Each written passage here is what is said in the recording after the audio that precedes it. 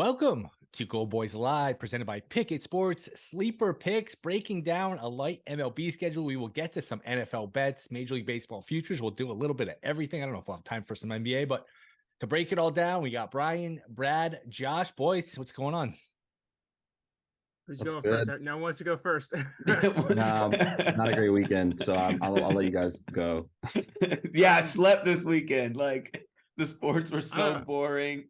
Keegan Bradley ran away with the tournament. Like all my golf bets were great because they were all like top 40 and top 20, and they were just like second and third place. So like I didn't even need to watch. Happy for That's you. fair. It was straight. Yeah, and I went to an MLS match. Welcome to the soccer dark side. It was crazy. Dude. It was a wild weekend. Was that Saturday night? It was Saturday night. I bet on that game, and I don't know I can't name one Major League Soccer player. I have one of my offshore accounts. I have rollover to get through, so I was just throwing in bets on draw on the under and just throwing little bets here and there just to clear it. I tweeted something out. It's like, oh, heading out to like the Union game with some bets, and I got some good feedback, especially from people in GoldBoys. And after like 6, 7, 8, 9, 10 drinks, I was like, you know what? This is like a 4-unit play, and it didn't even know it hit. The guy that I had scoring the goal, he scored the second goal. I didn't know it. To my friends were like, "Hey, that was your guy, right?" And I was like, "Was it?" I don't even. What was the final? I wasn't even sure. I think the final was 4-1. So it went over. Yeah. We should probably put out a disclaimer that we don't support that type of betting. But actually, it's a disclaimer that I trusted my fellow soccer people in GoldBoys, and it worked out. No, good take. If we're going to do that moving forward, just to finish up the soccer talk, I have season tickets to a USL team out here. So I follow the USL pretty closely. There's some pretty valuable markets you could find out there with the amount of stuff that people know about these smaller teams. Yeah. So we'll talk about that here maybe in the future, not right now, but there's some good stuff in there. Hey, the money still spends the same, whether it's the Super Bowl, whether it's MLS, whatever league you just named. The money's money. Money be green. Snooker. Is anyone betting snooker? No, but we got terror betting on darts, so we only have 6 games today. I mean, we were just talking before the show. Major League Baseball with these schedules. I mean, Saturday they had 1 game at 1:00 Eastern, 10 games at 4, and then a couple games at night. They just don't balance the schedule. Like it's Monday, middle of the summer. People are dying for something to watch. Everyone's home. A lot of people are home. Give us a game. There's only 6 games. They're all tonight. It's not a great slate. I do have a sleeper play. Do any of you guys have any plays on the games tonight? I actually. I don't. This is not a prop. I know a lot of people like props, but I've moved to more like game totals, first 5, this, that, and the other. And I actually took the over 9.5 in the Reds Baltimore game. I mean, it just comes down to I like these offenses a lot, but it's less about these offenses. If you look at the like Cole Irving and Williamson's like baseball solvent like page, they just allow so many hard hit balls, and their slugging that they allow is so bad that the winds are blowing out like 12 miles an hour in at Oriole Park today, that if you're giving these two offenses pitchers that are going to be hitting the ball that hard, I think the run should be poured on. The only reason I was hesitant to play it at first was the rain, not because I worry about the rain, delays. I just want these two starting pitchers to go deep into the game. Like I don't want them to be like taken out, because the bullpens of these teams aren't bad. There's a rain forecast. There's rain forecast everywhere on the East. Yeah, it's all. That's why I'm actually playing that with some fading some pitchers, to be honest, going under and outs. Parlay the prop. Parlay the alternate under for the pitcher case. Yeah, hey, if the rain comes in the second inning and then they don't return, yeah, it's such a sweet cash. It feels so good and cheap, but like great, like you're getting one over. But the other thing, just to stick on the Reds Orioles game, is like the Reds mash left-handed hitting. Yeah, the 4.5 for the Reds might be a little bit better even than the 9.5. But yeah, I would agree. You like to fade both these pitchers.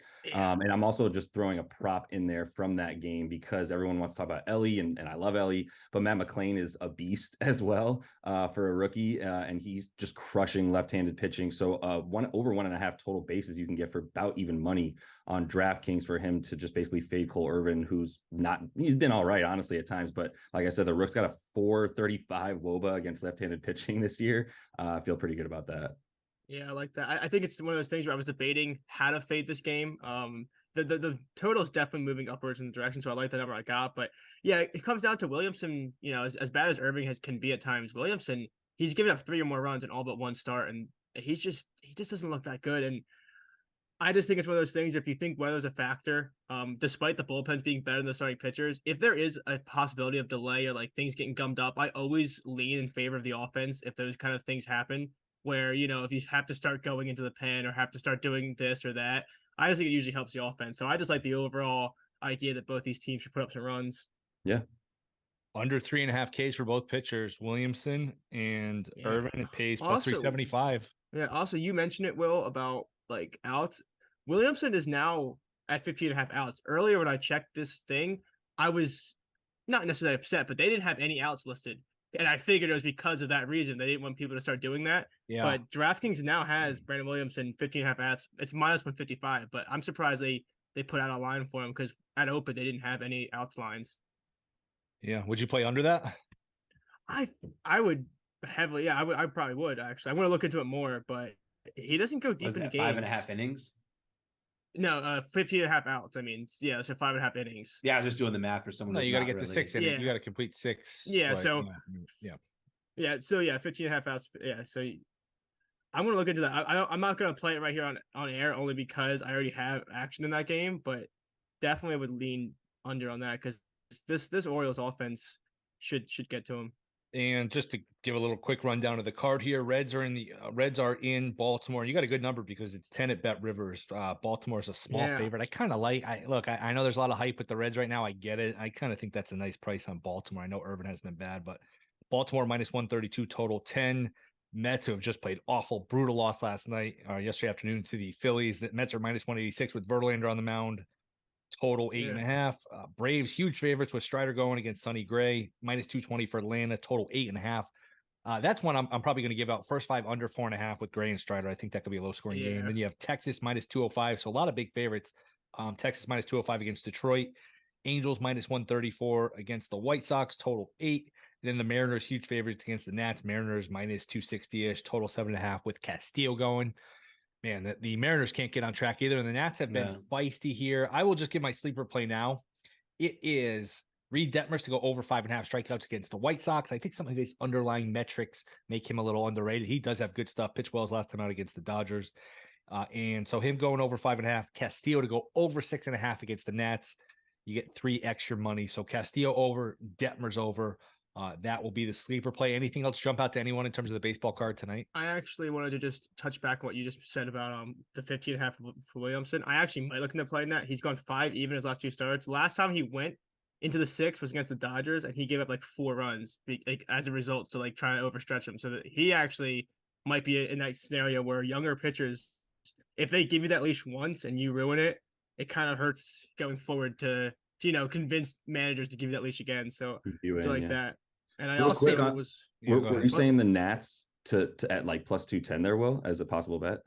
Oh no, I don't like the Nats. Okay. I'm saying they've been feisty here. I don't know because I have a season win total under, but they got killed by the Padres Friday night, and they beat them 2 in a row. The Padres are another team. Just keep waiting for them to string 3 or 4 together, 8 out of 10, whatever. They just can't do it. They've been a disaster. Anything else on this card for anyone? I want to touch on what you just said, Will, too, about the Strider. I think Strider looked a lot better last game. He did. I don't want to necessarily back like a player performance double of strikeouts and Strider, but I was texting Ryan props about maybe doing like a Strider 9 strikeouts and like the Braves 3 or more runs, because as good as Sonny Gray has been, his leash just isn't that long. Like I think if he goes 5 innings and he pitches well, like even that, he just doesn't have that long of a leash. I think the Braves should get to the bullpen here, so I think I might do something like that where avoid the player performance double with the money line, but just try to figure out a way to play Strider and the Braves in some capacity. Yeah, Braves, I mean, they've played really well lately. They are beating up on a soft schedule, a lot of games against the Rockies and the Reds pitching staff. So Gray will be a little bit of a step up in competition. Let's just get to just thoughts in general, futures. We'll just go around the horn here. Start with Josh. Anything takeaway from where the standings are now or a future bet that you'd recommend? I guess we'll save the World Series bet for after, but any just general thoughts here in terms of the baseball season? Well, I wanted to, just briefly touch on the Padres because they are 28-1. And I know you said not World Series, and I'm not saying I would necessarily bet it. So this isn't my World Series pick. I'm taking $100 and putting it down on a team. I know we'll do that in one sec. But for the purpose of this, like, what if we get ahead of the Pods, rattling off 8, 9, 10 in a row, or winning at least 3, 4, 5 series in a row, or they at least win them? And it's 28-1 now. And by the time they win if they win 3 series in a row, right, take 2 or 3, however you want to put it, in over the next 2 weeks, I don't know. Then what does 28-1 look like? Is it down to, it's 20-1 right now on FanDuel? So FanDuel already likes them a bit more than I think they deserve, because their numbers are bad, everywhere. They're at least the middle of the pack in pretty much everything you would really be concerned about, both sides, hitting and pitching, FIP, ERA, all of that stuff. And then you look at walk percentage, K percentage, it's all just in the middle. And their pitching has actually been the strength of their team compared to how bad their hitting is, despite all the speed that they have all over the lineup. So, 20-1, it's still something you could get ahead of if you think they can put it together like that down there. But that's just an interesting bet to me. It's not necessarily one that I'm going to take and put money on right now. I want to make a reference here. This is the Padres are they're kind of being the Clippers of the MLB right now. It's all this talk they're not too worried. They're going to win. They're going to put together.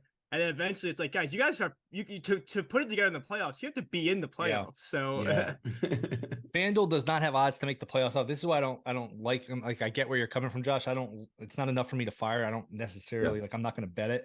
DraftKings has plus 180 to make the playoffs. You got to go through so many rounds that you figure, all right, plus 180 to make it, then the wild card round, then the best of 5 round, then the NLCS, and then the World Series. So that's 5 steps. Maybe you just play it step by step, where you take them now plus 180 to make the playoffs, and you just bet them round by round. That's probably around the same payout, maybe a little better.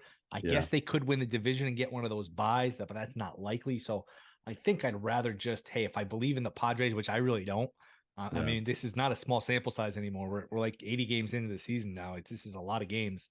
I think maybe plus 180 a safer bet, and then you're in the playoffs, and you can just roll it over from there. Does that make sense?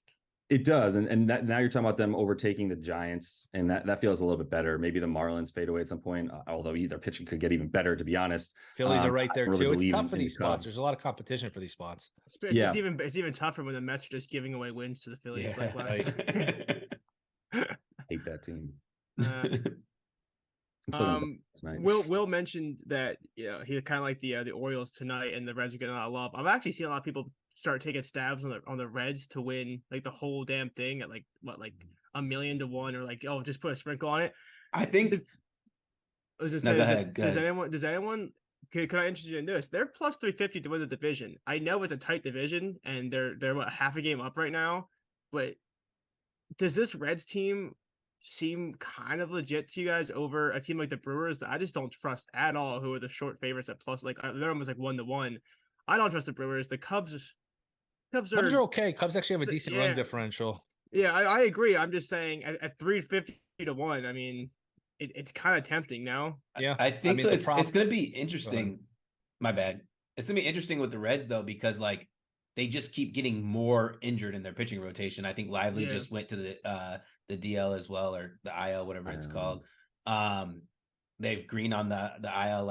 Ashcraft just came back. I wonder if that number. And he got shelled. I used to. I know. I think. Well, it was his first game back. I knew he was going to get shelled. We talked about that. I faded him so hard. I know Rich. I actually used to. I'm with Will. I've always had a soft spot for Ashcraft. Thought he was going to be good. But now, this season, I have a soft spot for fading him because I've faded him 4 straight times and won each time. So they need Lodolo back. They need Green back. At plus 350. I get it. Does the number get higher? Is what I wanted to ask. Yeah. I guess it's my thing too is that the Cubs are 8-2 in the last 10. Yeah. But so are the Reds. So it's one of those things where we talked about kind of with the Kings last year. It's just you're getting these odds, the team that's leading, where I know it's a little different in baseball where there's so much more to go. But the Reds and the Rangers are kind of playing that philosophy of baseball where it's hey, you score 6 runs on us, we might put up 8. So that's they're an exciting team. But I just wanted to bring that up because I think 350 to 1 or whatever I saw this morning was interesting. Because even if the Cubs are the team you think is next, I mean, what are they 3.5 games back? It's just an interesting look at those odds. Odds to win the World Series. If you guys had $100 free bet, I'll read the odds right now. Let's see. Braves plus 375. I'll just use Bet Rivers again. Shop around. Braves short shot 375. Rays plus 450. Dodgers plus 550. Astros 7-1. Rangers 12-1. Yankees 16-1. Blue Jays 18-1, Padres 21-1, Twins 28-1, Phillies 30-1, D-backs 30-1, Angels 30-1, Orioles 30-1, Giants 32-1, Milwaukee and the Mets are both 40-1, Cleveland's 50-1, the Cards are 50-1. No, thank you. Mariners are 55-1. Marlins are 80-1. Red Sox 75-1. The Reds are down to 85-1. Cubs 100-1. I guess I'll just stop there. Anything, Josh? I'll start with you. You had $100 here, free bet. Who you using on? No, the A's are 10,000 to 1. A's are 10,000 to 1. Gamble them out. No, I mean, I'm going to answer the question because I know you'll make me no matter what. Yep. It's not enough. It's interesting because the $100 is not enough for me to take the Braves. Like, I don't know. Maybe it should be, but like, I don't know. Plus 370.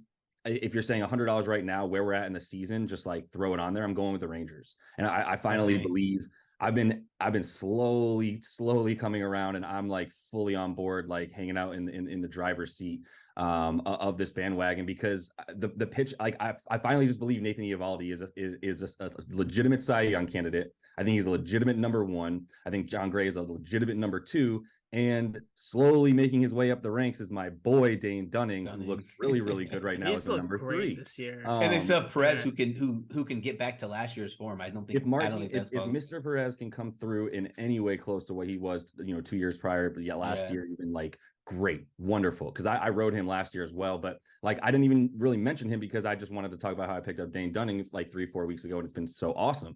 So with that, so you like Rangers?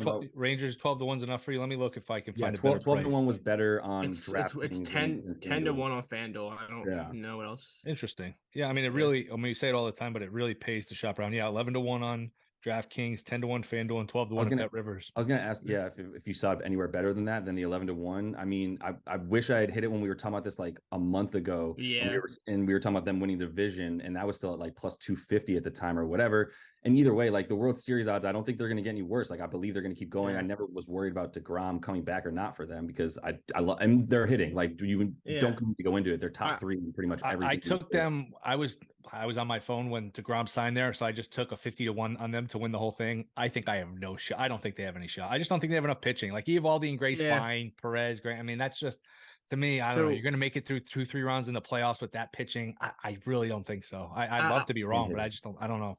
I'll say this: they could add a pitcher though. Who knows? I'll say this: if you already had the 51, Josh, I will join you and take that. That was gonna be my team. Is the 12-1? I just think it's one of those teams where they have the best run differential in the entire league, and the only thing that's worries pitching. But as Josh kind of mentioned, Eovaldi's been so great, and the one thing that I think's gonna help this team is the fact if you have a pitcher like that, he's the kind of guy that is just so used to throwing like a ton of pitches, where in the playoffs, would you be surprised if he pitches game 1, they lose a game or 2, and he's ready to go in like short rest 3, 4, or 5 days? Like I think that goes a long way if he's able to like bridge that gap between the playoffs where the rotations get to like 4-man rotations, and I think that'd be a huge win for them. And I mean we've seen it before. Sometimes these teams you can never count them out. I mean they're down 3 going into like the 8th inning. You can't necessarily say like they're out of the game. So that's just who I would go, because 12-1, as you mentioned, like the Braves are a safer choice, this team, that team.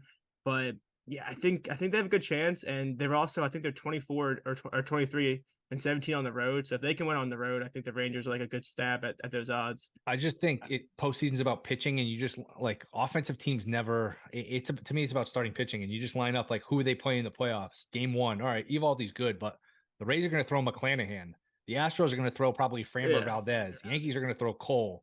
Blue Jays are going to throw Gausman. Minnesota's going to throw Joe Ryan. Like if McClanahan makes it that long, he just left. He just left last game too. Angels are going to throw Ohtani, but you know what I mean. Where like he's not going to be the best of all these guys. So I don't know. Yeah, I don't know. Yeah, Brad, I know. When I grew up as a kid, I saw a country music star win a World Series. Brett Meyer. I wish you would have interrupted him, Brad. I knew something was about to come out when he was gonna let me keep going. I knew something crazy was coming out. No, listen, I'm gonna be all over the Rays, but that's just out of fandom, right? But when I was this is kind of funny, right? I was looking at my my all-star selections, and like almost everyone I selected was a Texas Ranger. Like, which is kind of crazy to think. Like, I'd probably go Rangers just because they're 12-1. Wow.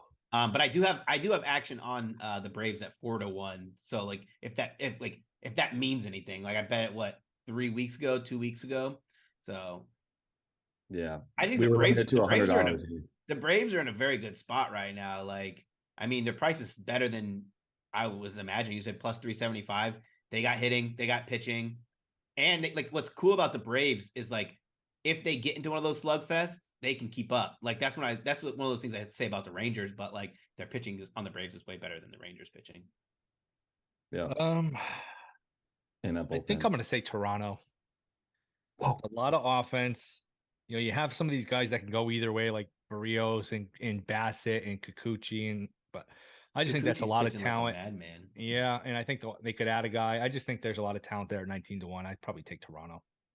Dude, I just checked my limit on FanDuel for Oakland Athletics is $1,000. Why wouldn't it be like $1 million? Why are they limiting any action on this bet? So you can bet $1,000 on what? On the A's to win the whole thing. I feel like there shouldn't be a limit on that. Like there's like no chance. They should just be taking donations. Yeah, that's so funny. I was on the Blue Jays last year, Will, so I'm just a little salty on that because I do think they're a good team, and the only thing that worries me about them is that offense, as good as it is, there's just times where you check in the 7th inning and they have like one hit and you're just like, what are you? I mean, like that's every team, but they do it too often sometimes where I'm like, dude, I backed your offense and you guys look like middle schoolers out there. What's the best number you have on the Jays, Will? I'm seeing 19-1. Yeah. There's one on FanDuel that's 25. Okay. Ooh, that's tasty as Brad. See, 25-1 I can get behind. Yeah. If that's I don't know if they're ever going to get Manoah back. I'm sure he's going to come back and they're going to try to rehabilitate him, whatever the hell was wrong with him. I mean, that's the thing that annoys me about. They talk a lot. They act like they've won a lot where they really haven't won anything, but that's a lot of talent. 25-1. I'm a lot of talent. That's like one of those, you know, what I was talking about Tony finally hit a home run. That's how I felt with oh my god, I just drew a blank on his name. Vlad? Was it Vladdy Jr. He was awful for so long. Yeah. I had to go and like check how many. He's only hit like 15 home runs, but it felt like he's only hit like 5. Yeah, because he should have so many more. Yeah. All right. Before we bounce, let's do some football. This is Josh's idea. What are we doing here? Quarterback player props? Yeah. Anything quarterback passing, I think is game here. And I think we'll kind of go through it. I put something else on the schedule for us to do like more team stuff, but then come back to players and move on to like rushing and stuff like that. So like, I think we just start with passing and go through it. If you guys took a look at any of those, TDs, yards, QB to lead the league in passing, stuff like that. That's all fair game. I have a bunch. So whoever wants to start, or I could start, doesn't matter. Spoiler, Will's going under. Go first, Will, because I want to see if we're probably not going to be against each other in anything. I will just give everyone a lecture now. Unders are the way to go. If you blind 100% unders, you're going to hit 60, 65%. A couple things. People like to root for overs. People want to bet overs. They want to root for touchdowns and yards and points. They want to root for the fun stuff, and the unders aren't fun, but you're going to do well if you bet the unders. There's so many ways to win if you bet the under, whether it's an injury, your guy gets benched, your guy gets suspended, your guy doesn't play well. And if none of those things happen, well, you know what? You probably got like a 50-50 bet anyway. So pick your poison here. There's a bunch I like. I'll go Fields under 2,700 passing yards. I just don't think a guy that gets hit that much can stay healthy. He's been sacked 91 times in 2 years. And their O-line didn't get better. All he does is run. The offensive line isn't any good. I'm very skeptical this kid's going to make it through 17 games. So I'll go Fields under 2,700 passing yards. And like I said, there's a handful of these I like. But Brad, I'll throw it to you. What do you got? All right, I'll give my under first since we're on the under. I went Aaron Rodgers under 3,950, 3,950 yards. 39 yards. That's a crazy bet. I just think that Aaron Rodgers had 3,600 passing yards last year. And I think he's going to be in a system that's going to be less pass happy. They're going to rely on their defense. And now he's playing in a division that has a lot better defensive players. Like these games towards the winter months are going to be more of the 6-9, 6-13 game like we saw with the Jets last year. I don't think he just goes out there and just takes this next step. Like it's Aaron Rodgers. We know what we're going to get from him. Plus Father Time could be catching up on him. I think that we get a pretty good number there. Yeah, I was going to say is that I was actually looking at Justin Fields as well, which is funny you mentioned that, Will, because before the show I was looking at Fields, and I was also looking at some books have like most rushing yards by a quarterback, and he's the favorite by like every book. And I was also looking at maybe taking like Lamar Jackson for that same reason you mentioned about the fact that he just might not be able to stay healthy. So I think that's a guy that that offensive line is just so hard to sit back in the pocket and find an open receiver. And even when you find an open receiver, it's like Chase Claypool. So it's a very tough offense to kind of find success in the air. And a lot of the film guys would be like, look, a lot of those sacks are on him. Sacks, a lot of people think are a quarterback stat where he has clean pockets, but he just runs into like he just doesn't. Yeah. It's not Ohio State where you got 3 studs that are wide Processing open. It's time. different. Yeah. And I just, man, 91 sacks in 2 years is a lot. Plus the rushing attempts. I mean, good luck staying healthy. Well, what do you think about the rushing prop? Because fading the passing one's fine, but like the rushing prop for him, I found it at they don't have it on FanDuel, but on DraftKings, it's 825.5 yards. Yeah. He I stays mean, healthy. That's either one I'm okay with. I had only seen the passing one. The passing one was me just, hey, he's not going to stay healthy. The 800 seems attainable, even if he only plays half the season. Because man, he could, when it's good, I get it. The Monday night game against the Patriots, he puts on a show and he looks like, little Michael Vick. I get it. But I mean, I wouldn't be playing over. I prefer the under the passing prop because I don't think he's a great thrower. But what number did you get for that, Will? For the yards? They're all weird numbers. And again, there are some variants. You look at FanDuel and DraftKings, there's 300-yard difference. I think 2,700 was the best number. DraftKings has it 29.5, 29.50. Maybe that. Okay, good call. I'm trying to. I'm going to take that right now. Yeah, Fields on FanDuel is 277, like 2,777. On DraftKings, it's 2,950 and a half. 200-yard difference there. I kind of like that. Let me go to my spreadsheet. I hope I didn't bet a bad number here. I don't think I did. I'm pretty sure I shopped. I should have mentioned, hey, shop around, get the best number. I'm just directionally, you guys get the point, but it's a good point to make sure. I like that though. I like the under there. Love it. Yeah, awesome. I have an over. If anyone wants for passing, go ahead. Yeah, a passing over. This is a buy low. Anthony Richardson. Let me see what number I got. Give me 30 seconds. Anthony Richards over 2,550 passing yards. This one was on FanDuel. Like, if we just talk about like opportunity, I feel like all he has to do is play 15 available games and average somewhere around 142 yards per game. In those 15 games, he's going to have the ones where he throws for 250. Got a rocket arm. He's going to be more durable. He should be the starter from game one. So I think that would be the concern. I think that would be the concern that they do have Minshew there, and they just Israel said Minshew for the first month. He's reiterated he is the starter for the Colts, and then even went as far as says we didn't draft him to have him sitting on the sidelines. Both of those statements, was literally, I hate coach speak, I hate owner speak, I hate all that nonsense. But when you talk about you're drafting him for a reason, you're drafting him to start game one. I buy stock in that. Gotta agree. Yeah. The one thing I want to mention is I know Will hates overs, and I get it. I know I actually never bet season long overs. I don't think I've ever actually really done that, but the one I was in kind of half throw out just to maybe think about as we talk about differences. Jalen Hurts is 3,600.5 on FanDuel, and I only mentioned that because it was only half tempting with me, because I think with a guy like Swift in that offense, if you add in those kind of weird dump offs or plays that should be a rushing play, but they're counted as like a forward pass, like those kind of weird trick plays that could count as passing yards. I mean, he didn't play a full season last year, still at 3,700. I was looking at that, but I'm not sure if I can get myself to actually play it. But I do think Swift in that offense helps, because he had 37 yards last year. Just so you're clear, you like under or over? I would look the over if I would have to bet 3,600, because my big thing is with Miles Sanders gone, that offense had no dump off. Like Miles Sanders in the passing game was, do you know? Who Hurts? 3,700. Yeah. Okay. And that's with missing what do you miss? 2 games? He missed 2 games, and he the other game he played, he was half just trying to figure it out. But yeah, I think that's a good look, because as a guy that was a big Eagles guy that loves Miles Sanders, he had brick hands, and they have Kenny Gainwell in that passing yards, but for the most part, they didn't have, that check down guy all last year. And now we get to that with Swift. That's fair. I got an under to get back on track here to get us back to focus on winning here. No, but for Josh Allen, I was telling you guys that earlier. I bet as soon as I hit it, as soon as I saw what was coming in, because you get 4,350.5 passing yards for him. It was 4,200 on FanDuel, but so it's just a little bit better there. But just what's going on with Stephon Diggs? It sounds like the latest reports, even if it's somewhat rumor mongering, are that he is directly upset with Josh Allen and probably some of that stuff in the way that he gets treated. So what's their relationship like? They've done some upgrading on the offensive line, but not really in terms of the weapons that they've got. And if they're without Diggs at that point, there's few wide receivers more important to the success of their offense outside of him, maybe Justin Jefferson. So I don't know who he's supposed to throw to at that point. And after what he get last year, 4,000.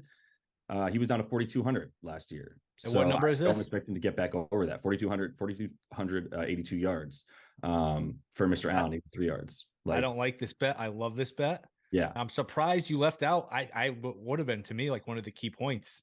How long can you run? I mean, eventually, you know what? You run, you're basically a power back / quarterback. All it takes, you get one pop to the shoulder, you're out 4 weeks, 6 weeks. Like you're going under your number. And the way he runs is not like he runs, and he's getting older. And it's just does anyone else find it hilarious how he runs like that? And like last season, he was like, I gotta take it more careful. And like the first week of the season, he had that play where he like windmill jumped over somebody. Yeah. So I'm with you there. He runs with what number did you get? 4,350. Yeah, I like that. Yeah, I already hit that. Too. And now that I have everyone's validation, maybe I'll just double that. If you parlay that with Justin Fields, what's the just parlay all the unders? Yeah, another under fest here. But to me, and I did bet, I get 29.50 on Field, so I didn't get a bad number there. So yeah, so that's the one. That's the one on DraftKings. Yeah. Let me ask you guys about something that's a little bit more fun and sexy. Burrow 11-1 on DraftKings to lead the league in passing. Full year of Jamar Chase, assuming T. Higgins, everyone stays healthy. Not terrible. Yeah, I don't hate it. Not terrible. 11-1. I mean, everybody else, between Herbert, Allen, and Mahomes are about 4-1. I'm just afraid of Herbert this year because now he's going to be in a pass-happy offense and they're going to be playing from behind. Yeah, but hey, 11-1. I mean, 11-1. I'm not talking you off 11-1. Yeah, neither am I. And the only thing that would be like, hey, it's outdoors, it's colder weather, it's good defenses in that division. But hey, 11-1 is 11-1. Don't hate it. What's the odds for Kenny Pickett? Who's the favorite in that market? Mahomes probably 3-1. Yeah, Mahomes slight favorite. What is he passing? Hold on, I have it right here. And then, like I said, Herbert and Josh Allen are both basically plus 400 wherever you can find that. That's a short price on Justin Herbert. I think you'd be better off playing Justin Herbert over passing yards, because unless his number moved. I just did this futures over the weekend, a futures show, and his passing yard was pretty low for it moved a little bit. It's 4,450. Never mind. I only read you guys DraftKings. Let me be very clear on FanDuel. It's plus 450 Mahomes, plus 700 on for Burrow. So you get value there on DraftKings for Burrow. Yeah. Herbert plus 700. Also get value for him on FanDuel. And then Kirk Cousins and Josh Allen's at plus 1,400 on FanDuel. He's 14-1 to lead the league in passing. There's some discrepancy there between them and DraftKings. Yep. And again, to go back to the passing yards, like when you talk about a 300-yard difference, again, it requires tying up your money for this long. But like if you want to play under 29.50 and then buy over on like the whatever 2,600, it is a pretty nice little middle. Again, you're tying up your money until after the New Year. So I mean, I don't know if that's worth it, but it is something to at least keep in mind.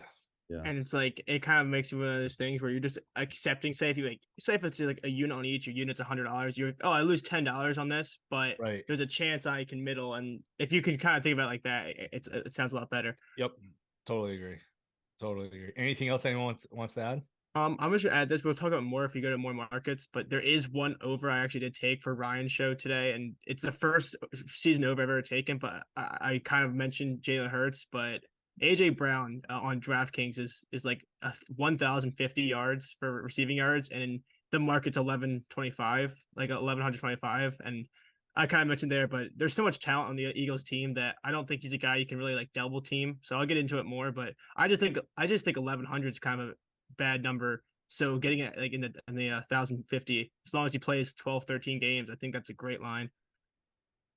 Certainly reasonable. And we're still a month plus away from training camp. But I remember last year, and this is just a lesson to like, hey, pay attention, shop for good numbers. Antonio Gibson it was reported that he got demoted to like the practice squad or special teams. Yeah. And they were still like 900s on him for rushing yards. So it's hard for the books to make sharp numbers on all these guys and just keep up with the news. So just keep an eye on everything, training camp battles. And you kind of mentioned it too, Will, with like 200 yards for quarterback is like this big difference.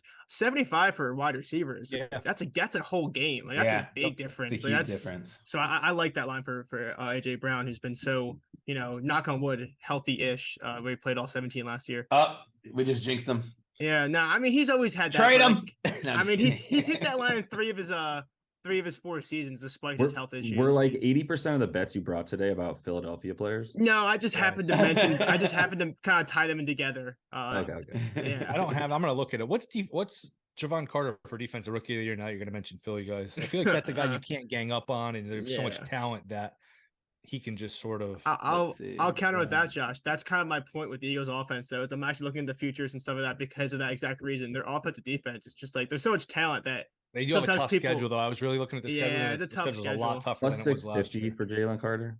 You got there fast. I was looking. You know what, Will? If it's a tougher schedule, maybe they'll have to throw more. But that's So plus 650. That's not terrible. So I'd Josh, like a little more to steal Brian's. I had a whole note card here for Justin Fields stuff, and then Will took that. So I like that as well. So. Does anybody else still think this is, since we're talking about rookies, does anybody else think this is crazy? I was talking about this weekend that Jordan Addison is number 1 for most rookie receiving yards. Like, why would he be number 1? Like, I know he's it's not like he's going into a system where he's going to be the number 1 or have a chance to be the number 1. Not like a lot of these guys are going to either, but he's going to have the most volume heavy 2 players that he's going to have to go up against out of any of these guys that he's up against. I think the thought process is that Jefferson just takes so much attention that there's avenues for him to just be open, and they're going to throw a lot, be bad on defense. I don't know. That's why Kirk Cousins is getting so much love too. Yeah. Is he getting love? I've been getting a lot of the league in passing yards. They just throw it so much. They never have a good best running odds. Game. Yeah. The running game should probably take a step back. I've been getting a lot of Jordan Addison in best ball, but like to say that I would put plus 250 on him to lead all rookies in receiving yards, it's short odds. Yeah. Also, I texted Quan about how me and Will both took Fields under. He seems to think Fields is the MVP this year. I don't know. He seems a lot of people do, man. Everyone loves the Bears. Everyone loves Fields. I gotta see it. Guys, wait. I'll tell you what. Fields is a great dynasty quarterback for me. How about that? Like dynasty for my fantasy league. Yeah. Fields has been great as a QB. Can you start him at running back? No, no, but he runs enough to make up the difference. Hell yeah, he does. I thought we had a Woj bomb, but it was just John Collins for Rudy Gay. I thought it said Rudy Gobert, and I was like, wait, what? John Collins for Rudy Gay. I'm okay with that. Poor John Collins. That guy's been wanting to trade for like 6 years, and the Hawks are just like, no. And then like you could tell he doesn't care anymore on the court. Yeah, like, all of his usage, all of his numbers, all of his rebounds are down after the All-Star break. Rudy Gay's still in the league? Yeah, the Jazz are not tanking. I had no idea he was still in the Jazz league. I thought he retired tanking. 3 years ago. Will Hardy, 45-1 coach of the year. The Jazz are not tanking. That's what John Collins tells me. Yeah, well, I mean, you got to get comfortable being into the playoffs. You're going to win Coach of the Year. That's a massive contract. Holy smokes! Did I ever tell you, Will, that Rudy Gay was once listed in the playoffs as a bad instead of Rudy Gobert, the books had it as Rudy Gay.